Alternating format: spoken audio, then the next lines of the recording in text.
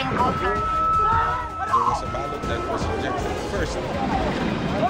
Live mula sa GMA Network Center, ito ang 24 Oras. Magandang gabi po, Luzon, Visayas at Mindanao. Nauwi sa suntukan, tadyakan, balyahan at pamamato ang libreng pa-concert ng isang barangay sa Taytay sa Rizal. Kabataan ang karamihan sa mga sangkot sa gulo na nag-ugat umano ng magkasiksikan. Hawak na ng mga otoridad ang ilang sangkot sa nahulikam na riot, tunghayan sa pagtutok ni EJ Gomez.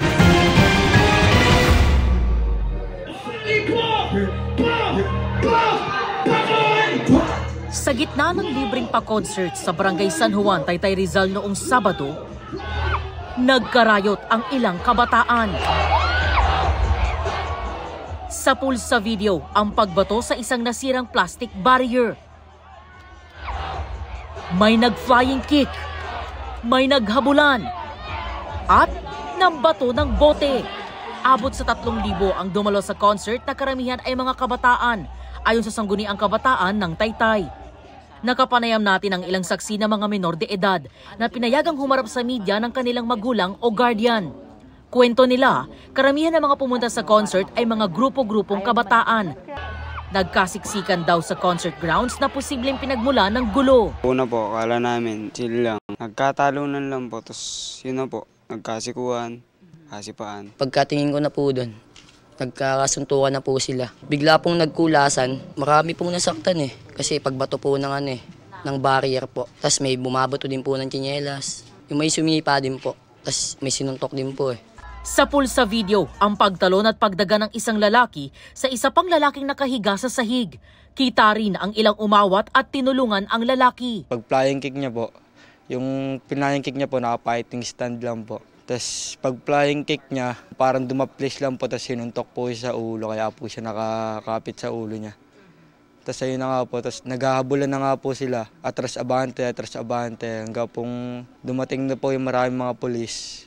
Sa opisyal na pahayag ng Taytay Police, sinabi nitong nagkuna na ng pahayag ang isa sa mga nasaktan sa kaguluhan na kanila raw gagamitin para matunto ng iba pang sangkot. Base raw sa salaysay ng biktima, isang grupo ang humarang sa kanila at nambato ng plastic barrier. Rumesmak naman daw ang grupo at doon nagsimula ang riot. Pinagtulungan daw bugbugin ang naiwang biktima matapos magpulasan ng mga tao sa concert grounds. Nasa kote ang ilang sangkot sa riot. Patuloy naman ang investigasyon ng Taytay Police sa insidente. Para sa GMA Integrated News, EJ Gomez, nakatutok 24 oras. Patay ang 3 taong gulang na bata na nasunog sa letyunan sa Mandaluyong. Sinubukan pa siyang iligtas ng ama, pero nabigo sa bilis ng paglaki ng apoy. Nakatutok si Bernadette Reyes. Sa drone video na ito, makikita ang nagngangalit na apoy sa JP Rizal Street, Barangay Namayan, Mandaluyong na nagsimula pasado alas 6 na umaga.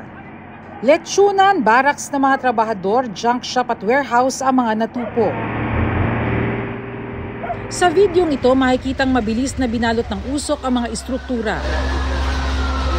Makalipas ang humigit kumulang 2 oras, tumambad ang labi ng 3 taong gulang na batang lalaki.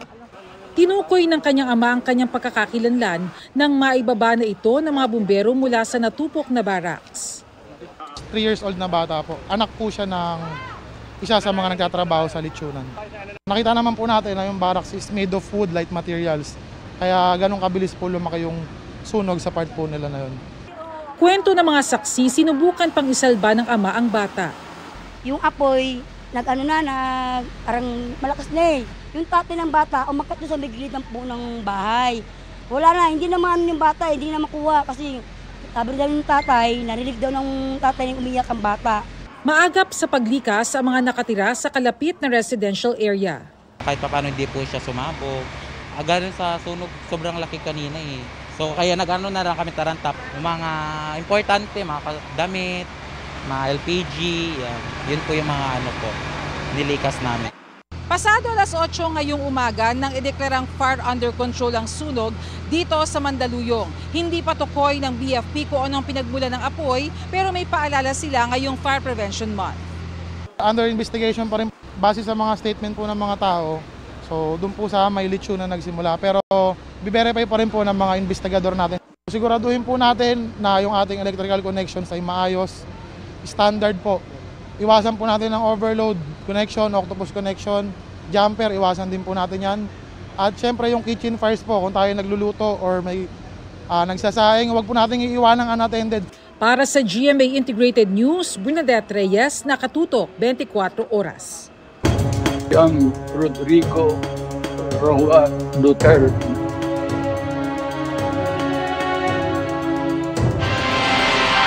Sa gitna ng mga panawagang ibalik sa Pilipinas si dating Pangulong Rodrigo Duterte na hawak ngayon ng ICC, nangangamba raw si Vice President Sara na baka matulad ang ama sa sinapit ng yumaong senador Ninoy Aquino.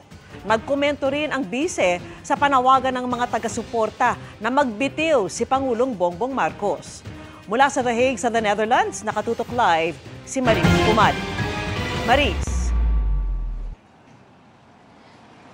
Vicky, sa pagtitipon nga ng mga taga-suporta ni dating Pangulong Rodrigo Duterte kahapon dito sa The Hague, kasama si Vice President Sara Duterte, lumutang ang mga panawagan sa pagbibitiw ni Pangulong Bongbong Marcos.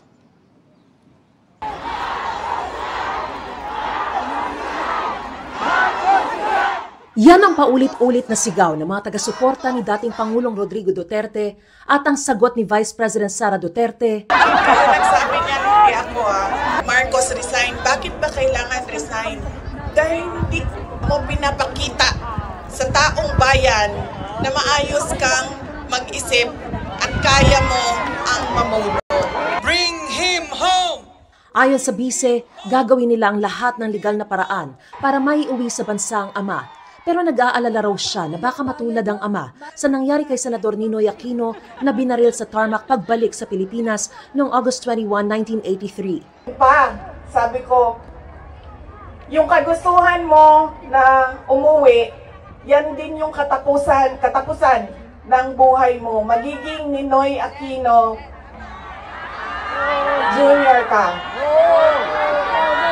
At sinabi niya sa akin, sabi niya, kung ganyan ang kapalaran ko, then so be it. Basta lang mauwi ako sa Pilipinas. Kaya meron man akong worry para sa kanyang safety and security, pero lagi niyang inuulit-ulit talaga, ibalik niyo ako sa Pilipinas. Bring him home! Bring him home! Tatay Digo! Mensahe ng bise sa mga taga-suporta. Ipaalam sa kanila na mali ang ginawa kay Pangulong Rodrigo Duterte. At paano ba itama yon? Ibalik nyo lang siya sa Pilipinas. Ituloy nyo lang yung kaso, walang problema. Ibalik nyo lang siya.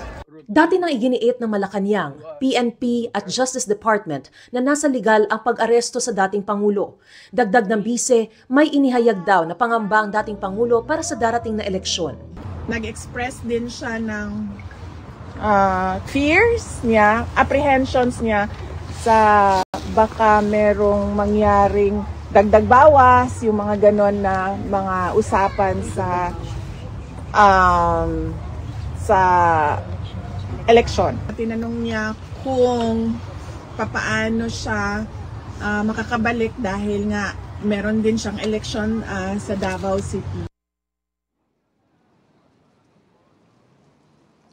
Vicky, sa mga sandali nito ay may nakikita ulit tayo ng mga kababayan natin dito sa may detention facility na pumunta para mabisita rin ang dating Pangulo at inaabangan din nila si Vice President Sara Duterte na nung Sabado ay nagsabi na muli siyang bibisita sa kanyang ama ngayong araw. At yan pa rin ang pinakasariwang balita mula pa rin dito sa The Hague, Netherlands. Balik sa iyo, Vicky. Maraming salamat sa iyo, Maris Umali. Ibang-iba ang ginawa kay Ninoy. Yan ang sagot ng pamilya Aquino sa pangamba ni Vice President Sara Duterte na baka sapitin umano ng ama ang nangyari sa dating senador. Ganyan din ang sabi ng palasyo sabay diing dapat magpresenta ng ebidensya ang bise kung may banta sa buhay ng dating Pangulo. Nakatutok si Ian Cruz. Ngayon pa, sabi ko, yung kagustuhan mo na umuwi, yan din yung katapusan ng buhay mo. Magiging Ninoy Aquino Jr. ka. Pumalag ang palasyo sa kwentong yan ni Vice President Sara Duterte tungkol sa pag-uusap nila ng kanyang amang si dating Pangulong Rodrigo Duterte na nakadetain ngayon sa The Hague, Netherlands. Ang pangamba ng bise, sapitin ng ama ang nangyari kay Senador Ninoy Aquino Jr. na binaril sa airport pagkababa ng kanyang flight mula Amerika noong 1983. Halos 42 taon matapos niyan, hindi pa rin tukoy kung sino ang mastermind sa krimen. Bagamat dahil politikal na kalaban ng mga Aquino, ang mga Marcos ang iniuugnay dito. Saan po ba nakukuha itong mga kwento na ganito? Saan po nakukuha ang pagkukumpara kay dating Ninoy Aquino? Saan nakukuha yung mga threats? As a matter of fact, hanggang ngayon, yung sinasabing threats kay VP Sara, hindi pa rin po na ipapakita sa NBI at saka sa PNP. So saan lamang po ito nakukuha? Kailangan po natin kasi ng mga materyales, ng mga ebidensya bago po magsagawa ng ganitong mga klaseng statements. Wala pong katotohanan yan. Kirit pa ng palasyo. Parang hindi po natin nadinig noon na inahilin tulad ni dating Pangulong Duterte ang sarili niya kay Ninoy, kung hindi kay Hitler. Sa pamamagitan ng Ninoy and Cory Aquino Foundation page, inilabas nila ang reaksyon ng pamilya Aquino sa pahayag ni VP Sara. Kung pag-aaralan umano ang kasaysayan, makikita na ibang-iba ang ginawa kay Ninoy sa pinagdaraanan ngayon ni dating Pangulong Duterte. Maging ang grupong August 21 Movement o ATOM na inilunsad matapos ang pagkamatay ni Ninoy, umalma rin. Umuwi raw ang dating senador sa pag-asang kumbinsihin si dating Pangulong Ferdinand Marcos na magkaroon ng malayang eleksyon habang si dating Pangulong Duterte umaasang makakauwi ng bansa upang takasan ang pananagutan sa hablang crimes against humanity. Sinusubukan pa ng GMA Integrated News na makuha ang panig ng mga Duterte ukol dito. Para sa GMA Integrated News, Ian Cruz, nakatutok 24 oras. Sinagot ng Malacanang ang pahayag ni Vice President Sara Duterte kaugnay sa panawagan ng kanilang mga taga-suporta sa the Netherlands na magbitiw sa pwesto si Pangulong Bongbong Marcos. Kung pinag-resign po nila ang Pangulo, sino po ba ang makikinabang? Kahit sabihin po ni VP Sara o kayo nagsabi niyan, siya pa rin po ang makikinabang. Inalmahan din ng palasyo ang pahayag ng bise na di umano ipinapakita ng Pangulo sa taong bayan na maayos siyang mag-isip at kaya niyang mamuno. Paano po natin masasabi ito? Kung pinapailan po natin ay ang batas. At very transparent po tayo sa anumang mga transaksyon. Hindi po mas kakayanin ng isang tao na mamuno, na maraming inililihim, maraming itinatago, at hindi nagpapakita ng anumang dokumento, more particularly about the funds. Itinanggi ng China ang ulat na may natanggap silang asylum request mula kay dating Pangulong Rodrigo Duterte at kanyang pamilya. Ayon sa kanilang Ministry of Foreign Affairs, ang pagbisita kamakailan ng dating Pangulo sa Hong Kong ay paraan nila sa isang private holiday. Matatandaang nitong March 7 nang pumunta si Duterte sa Hong Kong para dumalo sa isang event kasama ang mga OFW. Sa araw ding iyon, inilabas ng ICC Pre-Trial Chamber 1 ang arrest warrant para sa kanya. March 11 nang arestuhin si Duterte pagka-uwi niya ng Pilipinas. Kasunod ng mainit na komprontasyon sa pagdinig ng Kamara, may iniimbestigahan din ng NBI na di bababa sa 20 personalidad dahil sa pagpapakalat umano ng maling impormasyon. Sa gitna niyan, nagpaalala ang Commission on Human Rights sa karapatan ng mga iniimbestigahan. Nakatutok si Salima Refran. Mas maigting na pagsawata sa fake news. Yan ang direktiba ng Department of Justice sa National Bureau of Investigation sa gitna ng anilay pagkalat ng maling impormasyon. Fake news is fake news. You all know that it's bad to peddle fake news or lies. Fake news can cause panic. So we just want to be on the right side of the law. Hindi bababa sa 20 umano'y fake news peddlers ang kanila ngayong iniimbestigahan, pati na kung may nagpupundo o may tao o grupong nasa likod nila. Tinitingnan namin bakit dumadami, bakit parang iisa ang tema nila, no? Ganon, sumasakay sa kaguluhan ng ating political atmosphere. Yung paninira nila sa mga government officials, yung mga kung ano-ano sinasabi nilang balita na hindi naman totoo, yun ay pinag-aaralan naming mabuti kung bakit ganun ang tema ng mga vloggers natin ngayon. Meron ba silang namumuno sa kanila? Tinitignan po namin yan lahat. Hindi pinangalanan ng NBI kung sino-sino ang iniimbestigahan. Pero nakikipag-ugnayan na raw sila sa Department of Information and Communications Technology at sa National Telecommunications Commission. Ang Commission on Human Rights pinaalalahanan ang mga law enforcement agency na ingatan at isaalang-alang ang pagrespeto sa freedom of speech at freedom of expression. Ikinababahala raw nila ang pagpapatupad ng mga paghihigpit sa content sa pamamagitan ng banta ng kasong kriminal dahil nagdudulot ito ng anilay chilling effect sa mga uri ng pagpapahayag na protektado ng konstitusyon. Sagot naman dito ng NBI, yung mga komento sa kanilang pananaw ay ganun ang paniwala nila, okay lang yan. Freedom of speech, freedom of expression. Pero pagka lumampas na sa hangganan, nakakakomit na sila ng inciting to sedition, nakakakomit na sila ng libel, kailangan sabatain natin yan. Para sa GMA Integrated News, Salima Refran, nakatutok 24 oras. Sa pagsisimula ng 3 araw na tigil pasada ng grupong Manibela para pagbitiwin ng mga opisyal ng LTFRB, iginiit ng hepe ng kagawaran na hindi sila nagsinungaling sa bilang ng mga nag-consolidate na jeepney. Wala mang nakitang epekto sa biyahe ng mga commuter, hiniling ng DOTR na huwag nang sundan ang tigil pasada. May good news din sa mga suki ng MRT3 sa pagtutok na ito ni Joseph Moro. Dala-dala ang tarpaulin na nakasaad ang pagtutol sa jeepney phase-out at panawagan na ibalik ang 5 taong prangkisa ng tradisyonal na jeep. Nagsama-sama ang ilang miyembro ng grupong Manibela kaninang umaga sa kanto ng New Panadero Street at Casañeda Street sa Santa Ana, Maynila. Ang panawagan nga po namin sana po makarehistro kami. Kawawa po yung iba kong member na hindi nakakapasada hanggang ngayon kasi wala nga pong rehistro. May mga lumahok rin sa unang araw ng tigil pasada sa Philcoa, Quezon City bilang panawagan sa pagbibitiw sa pwesto ni LTFRB Chairman Atty. Chofil Oguaris III at Regional Directors ng ahensya. Dahil yan sa umano'y pagsisinungaling sa tunay na bilang ng mga nag-consolidate sa ilalim ng PUV Modernization Program. Tugon ng LTFRB, walang nagsinungaling dahil tinuturing ng nag-consolidate kahit yung mga nag-apply pa lamang na pumasok sa programa. Hindi po misleading yun. We occupy a position of trust and confidence to the President po. So anytime po na kung ang sabi po ng ating kalihim o ng Secretary hindi na po tayo epektibo, tayo naman po ay bababa sa ating pwesto. Sabi naman ng MMDA at DOTR na nag-monitor sa sitwasyon, walang masyadong epekto sa lansangan ng tigil pasada. Pero may mga nakantabay pa rin ng mga bus para magbigay ng libreng sakay. Hindi po natin yan indiscriminately dinidispatch or mas marami po yung hindi sumama sa strike.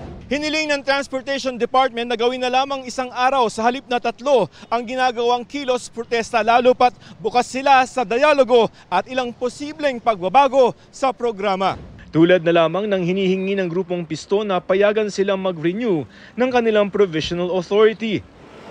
Dapat pag-aralan nating mabuti kung ano ang naging epekto sa kabuhayan ni ganito. Kasi ano yan ang pinaglalaroan natin dito, buhay ng tao yan. Hindi tayo basta-basta na lang pwedeng magsabi na ihinto natin yan o hindi natin papayagan yan.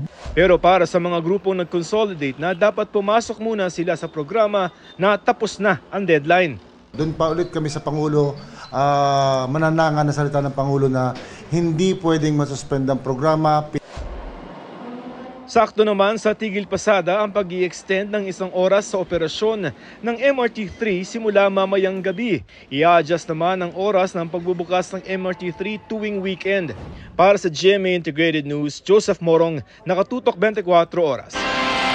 May mga bagong pangalan na pinalutang ang Kamara kaugnay ng mga nakatanggap umano ng confidential funds ng DepEd sa ilalim ng pamumuno ni Vice President Sara Duterte.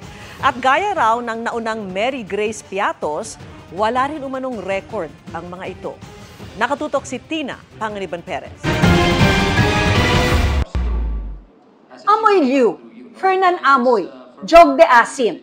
Ilan lang daw ito sa mga pangalang nakatanggap ng confidential funds ng Department of Education noong panahon ng pamumuno ni Vice President Sara Duterte. Walang ipinakitang papel si House Deputy Majority Leader Paulo Ortega, pero lumabas daw yan sa pagsusuri ng Kamara sa mga recipient ng DepEd confidential funds na posibleng mga hindi umano totoong tao. Parang bago na na Asim Gang. So kitang-kita po natin na yung pattern is the same. Pareha po yung sitwasyon nung Mary Grace Piatos, si Miggy Mango, si Jay Camote, saka yung mga iba pong pangalan. Tulad ng mga ibang nauna nang nadiskubreng pangalan, wala umanong record sa mga ito sa PSA. 677 po ang wala pong records. Dadami talaga yan kasi it's hindi 1,000 plus po yan eh. Sa DepEd na lang 400 plus out of 700. So trend po yan. Ayon kay Representative Ortega, posibleng milyong-milyong pisong confidential funds ang tinanggap ng mga hindi totoong tao. Palalakasin daw nito ang Article 2 ng impeachment complaint. Pero meron nga bang masama sa paggamit ng inventong pangalan para sa confidential funds? Sinabi po nila meron pong proseso dyan. Sabi ko nga po, meron namang proseso pala. Di dapat, madali nilang masagot yan. Saka sabi nga nila, pag confidential agents, confidential na mga tao, hindi po pwedeng pangalan na lang. Kailangan po, meron pong meron pong backup, meron pong trail kung sino po yung totoong tao. Hinamon din na Malacanang si Vice President Sara Duterte na sagutin ang issue. Yes, we believe that VP Sara has the obligation to tell something about this, to tell something about these discoveries. Marami na po ang naglilipa na patungkol sa mga peking resibo na di umanong na issue po ng opisina po ni VP Sara. Sinusubukan pa ng GMA Integrated News na makuha ang panig ni Vice President Duterte. Pero kamakailan lang, sinabi niyang paulit-ulit na raw ang isyung ito at hindi raw malinaw kung saan kinuha ang mga ebidensya. Para sa GMA Integrated News, Tina Panganiban Perez, nakatutok 24 oras. Umulan ng bato at bote sa Iloilo dahil sa mga nagkagulong kabataan. Nag-ugat umano yan sa sumbatan ng 2 menor de edad. Ang nahulikam na gulo sa pagtutok ni Kim Salinas ng GMA Regional TV. Naghahabulan ang ilang kabataang ito nang makuna ng CCTV sa boundary ng Barangay San Pedro Haro at Barangay Tabuk Suba, La Paz sa Iloilo kahapon ng madaling araw. Maya-maya pa, maririnig na ang ingay ng batuhan ng bato at bote ng magkabilang grupo.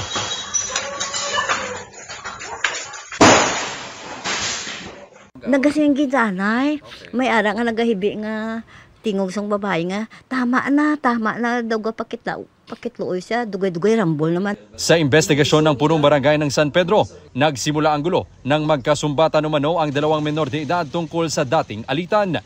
Lumaki raw ito nang makisali na ang mga kasamahan ng magkabilang grupo. Guluang iban, kay kita nila may armas, pilit gun. Pinangtaya, pilit gun, ara sa mga pulis, nakuha sa pulis na recover. Tinatayang nasa 10 mga minor de edad ang sangkot sa kaguluhan base sa investigasyon ng pulisya. Ilan sa kanila nagtamo ng sugat sa katawan. Dati na inay ko na sila, daw may old grads na sila nga grupo nga daw suya ay bla. Nagkaareglo na ang magkabilang grupo sa barangay. Pero di kumbinsido ang ilang residente dahil matagal na umano nilang sakit sa ulo ang ingay at gulo ng mga kabataan. Pero sa tuod dyan, mga bata, pirmigid man na sila gahod diri. Pero sa amo to grabe gito isa, hindi ako katulog. Mas paigtingin pa ng Barangay San Pedro ang pagpapatupad ng curfew para sa mga minor de edad. Isinumitin na rin ng La Paz Police Women and Children Protection Desk ang insidente sa Iloilo City Social Welfare and Development Office para sa nararapat na intervensyon. Mula sa GMA Regional TV at GMA Integrated News, ako si Kim Salinas, nakatutok 24 oras. Nahihirapan daw si Senadora Amy Marcos na magpatawag ng resource person na haharap sa ikalawang pagdinig ng Senado kaugnay sa pag-aresto kay dating Pangulong Duterte. Si Executive Secretary Lucas Bersamin nagpaalala naman tungkol sa executive privilege ng mga miyembro ng gabineteng dadalo. Nakatutok si Mav Gonzalez. Noong araw na dininig ng Senado ang ukol sa pag-aresto kay dating Pangulong Rodrigo Duterte, may binigay na paalala si Executive Secretary Lucas Bersamin. Sa isang liham kay Senate President Chis Escudero, sinabi nitong gagamitin ng mga dadalong miyembro ng gabinete ang kanilang executive privilege. Sumulat sa akin, sumulat din kay Chairperson ng Komite, Senator Amy Marcos, na gagamitin nila ang executive privilege kaugnay sa anumang pag-uusap na naganap sa pagitan ng Pangulo at ng kanyang mga gabinete na ginamit yata ng 1 o 2 beses lamang. Depende sa tanong na ipinukol ni Senator Marcos. Ang tinutukoy na executive privilege ay nakapaloob sa kontrobersyal na Executive Order 464 na inilabas ng Administrasyong Arroyo. Sinasabi ditong kailangan ng pahintulot ng Pangulo bago humarap ang mga opisyal sa Kongreso at hindi nila maaaring ibulgar ang mga bagay na confidential at classified na kanilang nalaman dahil sa kanilang posisyon. Pero sabi ni Escudero, hindi ito blanket privilege para sa mga taga-ehekutibo. Hindi ito dahilan para hindi magpunta at dumalo. Ito'y karapatan na binibigay sa kanilang tumangging sumagot kapag pwede nilang ma-invoke ang executive privilege sa isang katanungang maaaring magbigay ng detalye ng pag-uusap ng miyembro ng gabinete at ng Pangulo. Itinanggi rin ni Escudero na sinubukan niyang pigilan ang pagdinig ukol sa ICC noong nakaraang Huwebes. Hindi totoo yun. Ayoko na sana magkomentary sa chismis. Hindi kami nagkausap kaugnay niyan. Na kay Senador Marcos na raw kung gusto pa niya sundan ang pagdinig ng Senate Committee on Foreign Relations. Depende kung makabuo ako ng mga resource persons, kailangan ko ng mga former justices, yung mga experts sa international law, nahihirapan ako kumuha May iba natatakot, yung iba sabi maiipit sila sa politika. Naintindihan ko naman, importante malaman kung ano talaga ang nangyari. Ngayon, kung nagagalit sila, anti-administration daw yung hearing, ang sa akin, simple lang naman, nagtatanong ako dahil hindi ko alam ang sagot. Ang pagdinig noong nakaraang linggo, tila nagpapakita ng banggaan sa pagitan ni Pangulong Marcos na nagpa siyang makipag-cooperate sa Interpol para maaresto ang dating Pangulo at kapatid na Senadora Amy Marcos na nag-iimbestiga sa desisyong ito. Nitong nakaraang mga araw, may mga nakapansin na hindi binanggit ng Pangulo si Senador Marcos sa mga kampanya. Sa Laguna noong Sabado, sa halip na 12, 11 kandidato na lang ang tinukoy ng Pangulo. At huwag natin gawing ilansa lamang nitong 11 na tao, 11 na kandidato na tumatakbo bilang senador na kasama sa alyansa. Tinanong ang palasyo ukol sa pahayag na ito ng Pangulo. Hintayin na lamang po ang susunod na mga rally para malaman po natin kung ano po ba yung ibig niya talaga sabihin dito. Nagkaroon na po ba ng pagkakataon na magkausap sila Senator Amy and PBBM? Ayon din po kay Senator Amy ay hindi pa po siya nakikipag-usap ni Pangulo. Kahapon nagsalita si Senador Marcos ukol dito. Hindi ko alam, hindi ko pa tinatanong. You have not withdrawn from Alyansa? No action taken. Mulat sa poll, sinabi ko naman na independent ako. Kasi parang may kutob ako na may masamang mangyayari at ayoko mahila sa away-away. Kinakabahan ako na magkakaumpugan talaga yung dalawang panig. Nangyari nga po. Para sa GMA Integrated News, Mav Gonzalez, nakatutok, 24 oras. Mga kapuso, gaya ng inaasahan, humihina na ngayon ang hanging amihan, isang indikasyon na nalalapit na rin ang pagpasok ng tag-init. Kumpara nitong mga kalipas na araw, umaabot na lamang yan sa may extreme northern Luzon. Sabi ng Pag-asa, magtutuloy-tuloy na ang lalo pang paghina ng amihan sa mga susunod na araw. Sa nakalipas na 5 taon, umabot sa March 26 ang pagtatapos ng amihan season noong 2021. Pero ayon sa Pag-asa, may pagkakataong ding inabot yan ng Abril gaya noong 2017 at 2018. Bukod sa amihan, umiiral din ang ITCZ o Intertropical Convergence Zone at easterlies. Base sa datos ng Metro Weather, may tsansa ng ulan bukas sa Palawan, Mindoro Provinces at ilang bahagi ng Cordillera. Sa Visayas at Mindanao, may mga kalat-kalat na ulan din sa Samar at Leyte Provinces, Zamboanga Peninsula, Caraga, Davao Region at Soc-Sargent. Dahil naman sa easterlies, may tsansang maging maulap o magka-localized thunderstorms sa ilang bahagi ng Metro Manila.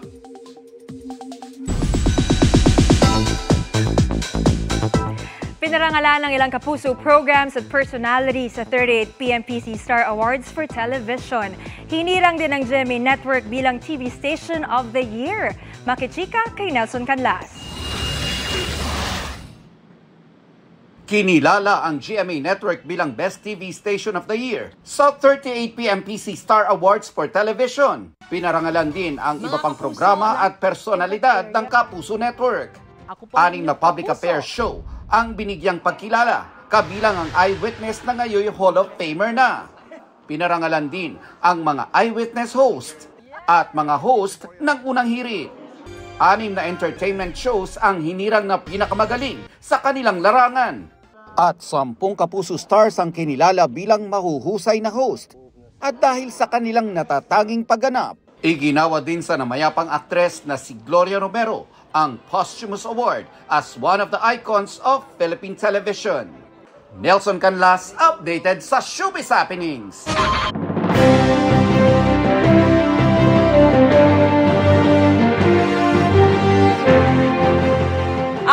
Siyam na araw bago ang eleksyon 2025, patuloy ang ilang senatorial candidates sa pag-iikot at paglalatag ng kani-kanilang plataforma. Nakatutok si Jonathan Andal.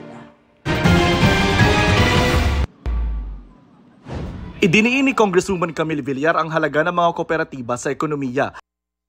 Pagpapalakas ng local food industry ang inilatag ni Bam Aquino sa Pangasinan. Merong industriya. Galing sa pamumuno ng kababaihan ang kinilala ni Mayor Abby Binay sa Quezon City.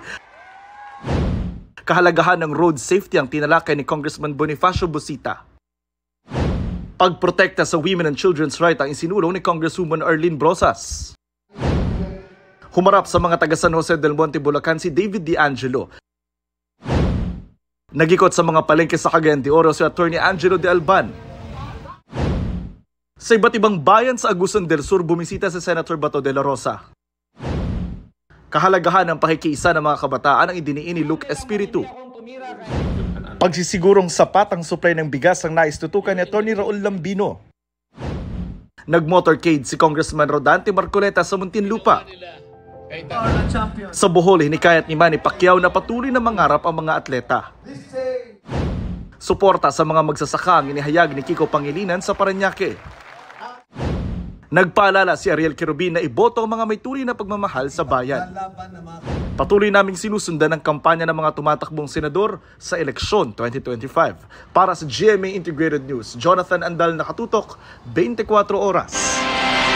Bilang pagtaguyod sa freedom of navigation, nagsagawa ng surveillance flight ang US Navy sa may West Philippine Sea.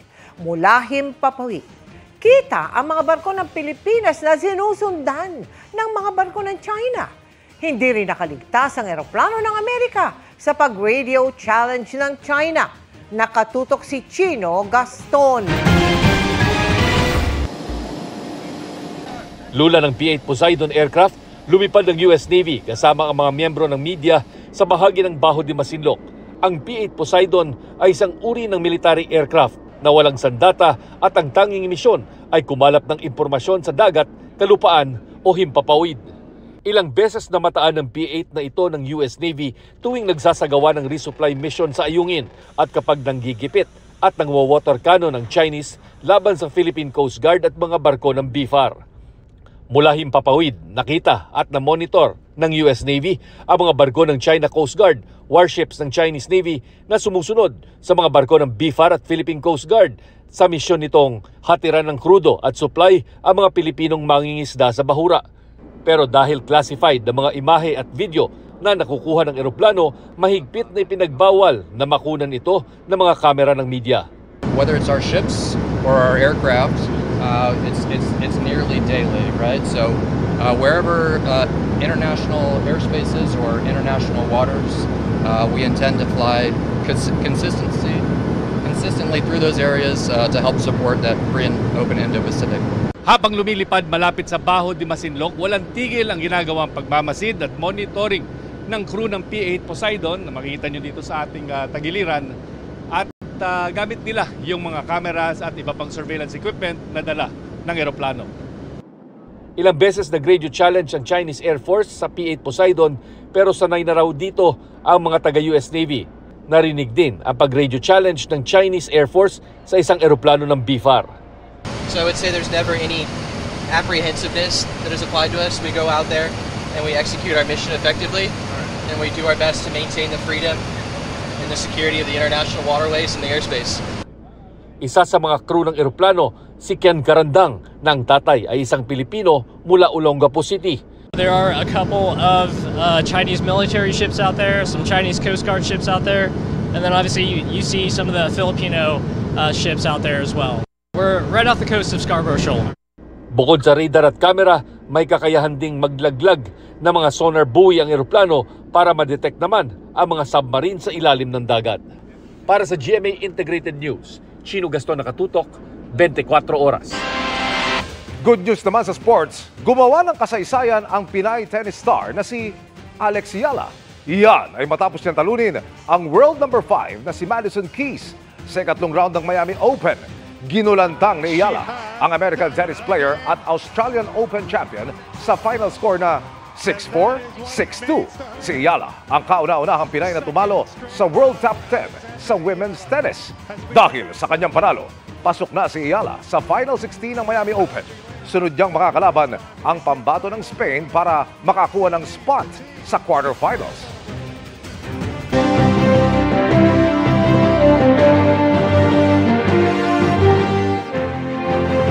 Idiniin ng COMELEC na hindi magkakaroon ng dagdag bawas sa eleksyon 2025. Nagpaalala rin ang komisyon sa mga opisyal ng barangay kaugnay sa pagsisimula ng kampanya sa local positions sa Biyernes. At nakatutok si Dano Tingkungko.